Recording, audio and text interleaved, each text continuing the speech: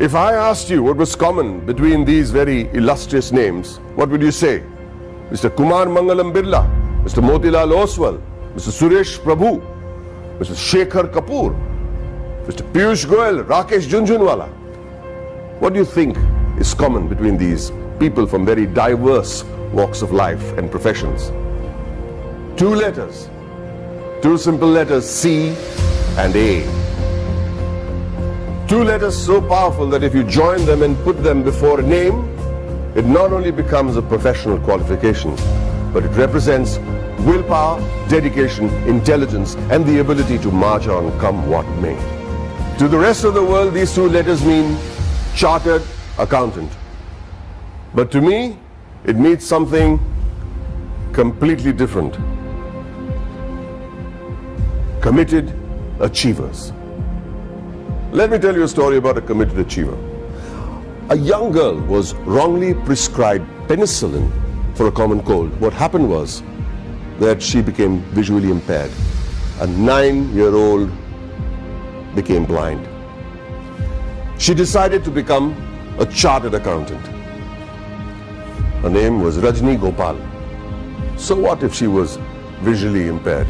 The world may think of it as a handicap, but she did not. In another story, the daughter of a man who sold coffee outside Borivali railway station on a bicycle decides to learn English in the 7th standard. And she fails. Tries again, fails again. She goes on to become a chartered accountant. Did she ever think that language would be a barrier? She did not. Did she ever think that her financial status would be a barrier? She did not. All she wanted to do was become a chartered accountant, a committed achiever. The only place where achievement comes before commitment is in the dictionary. It was this commitment to achieve that led to the formation of this organization that would change the economic structure of this country forever. ICAI, the Institute of Chartered Accountants of India. The leaders of this nation were visionaries. They knew the role chartered accountants would play in developing the country, which is why on the 1st of July 1949, a year even before the Constitution of India was formalized, an Act of Parliament gave birth to ICAI. Today, ICAI counts itself amongst the oldest professional institutions in the country. Born as a regulator of accounting profession to aid the economic growth of the nation, it is the second largest professional accounting and finance body in the world in terms of members, with a current roster of about 2.5 lakh members and counting as I speak, with a presence of about 71,000 female chartered accountants and 3.5 lakh girl students. ICAI holistically carries the mission of transforming the nation from women's development to women-led development.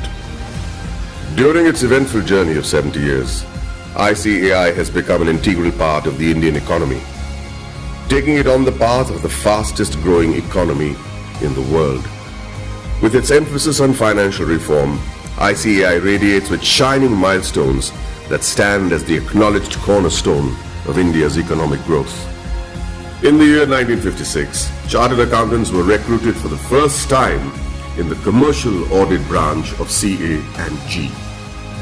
Many of you may not be aware that many accountants were part of the Indian freedom struggle, like First Lady Auditor C.R. Sivabhogam, who participated in non-cooperation movement on the call of the father of our nation, Mahatma Gandhi ji.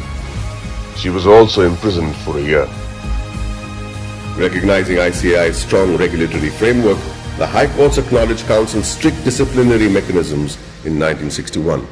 In 1964, the Council of the ICAI submitted its pre-budget memorandum for the first time. The memorandum contained useful suggestions for reorientation of taxation policies and procedures to the Finance Ministry. The process was so helpful that it is being practiced ever since. In the 70s, the ICAI started rendering free advisory services to SMEs and small taxpayers on maintenance of accounts, tax paying, and other financial matters. Not only did it enhance the financial literacy of businessmen and citizens, more importantly, it started the industrial growth in the country. It also collaborated with the government to enlarge the scheme of scholarships. With all humility, I wish to mention that in the year 1972, ICAI members had provided pro bono professional services to the heirs of the Jawans and officers of the armed forces who sacrificed their lives in the war. Complete exemption from tuition and registration fee of the institute was also granted to the children of Amar Jawans and officers. The 80s saw widespread gloom in India's macroeconomic performance due to the prevailing conditions in the country. However, during the period between 1980 and 1990, the economy began to improve and growth rate accelerated. The government appointed CA members on various committees like boards of public sector undertakings and nationalized banks. The government also appointed ICAI as an expert and independent advisor on company law, fiscal and various other committees. The corporate sector, the public sector corporations, cooperative societies and public trusts were brought under the accounting discipline by legislation. In the 90s, sales tax audit was introduced in many states, which was a direct result of ICAI's efforts to showcase the role played by the CA community. ICAI developed a research center in the form of a non-profit company to be named as Accounting Research Foundation. It was during this time that the government recognized the ICAI as the sole recommendatory body for setting accounting standards in the country. 2000 and onwards marked the period when many MRA MOUs had been signed with many international bodies such as ICAEW, CPA Australia, Ireland, CICA, etc. ICAI was granted recognition by IGNOU as a research center for the benefit of its members and employees to pursue doctoral research from IGNOU. eSahayata was launched as an electronic service for members and students of ICAI to provide prompt services against their queries, complaints, and grievances. In 2007, ICAI decided to recognize the CA leaders in industries, which gave birth to a glittering awards function. In 2009, ICAI was awarded the Recognition of Excellence Award by the then President of India, Srimati Pratibha Patil. In the year 2014, the Honorable Prime Minister of India, Sri Narendra Modi, nominated ICAI for the Swachh Bharat Abhiyan. Under the banner of Swachh Bharat Abhiyan, Swachh Vidyalaya Abhiyan was launched in the year 2015 to provide separate toilets for boys and girls in all government schools throughout the country. ICAI undertook a pilot study for the Indian Railways. The in-depth cost analysis helped in streamlining the running of the railways. Considering the importance of the legislation, namely black money, and the imposition of Tax Act 2015, CBDT decided to go all out and conduct workshops with ICAI to clarify any doubt the assessees may have had. ICAI was chosen as the preferred institution to partner with the Government of India to create awareness and maximize the potential of the Income Declaration Scheme 2016.